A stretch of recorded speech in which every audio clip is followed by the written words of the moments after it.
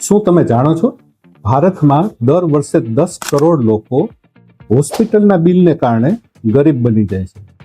આ હું નથી કહેતો, ભારત સરકારનો એક રિપોર્ટ કહે છે. મિત્રો, ભારતમાં 57% લોકો હજી પણ હોસ્પિટલના ખર્ચા પોતાના ખીચામાંથી ભરે છે.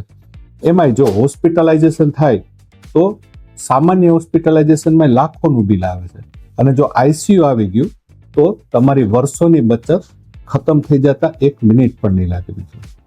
ભારતમાં 10 માંથી 7 લોકો પાસે હેલ્થ ઇન્સ્યોરન્સ નથી. બીમારી પૂછીને નહીં આવે કે તમારી પાસે હેલ્થ ઇન્સ્યોરન્સ છે કે નહીં, પણ હોસ્પિટલ જરૂર પૂછશે કે તમારી પાસે હેલ્થ ઇન્સ્યોરન્સ છે કે નહીં. મિત્રો, જો તમે હેલ્થ ઇન્સ્યોરન્સ વગર જીવો છો તો તમે રિસ્ક નથી લઈ રહ્યા, તમારી જિંદગી સાથે જુગાર ખેલી રહ્યા છો. તો આજે જ કોઈ સારા એક્સપર્ટ પાસેથી તમારો હેલ્થ ઇન્સ્યોરન્સ વિશે સમજો અને જરૂર પૂરતો ખરીદી કરો.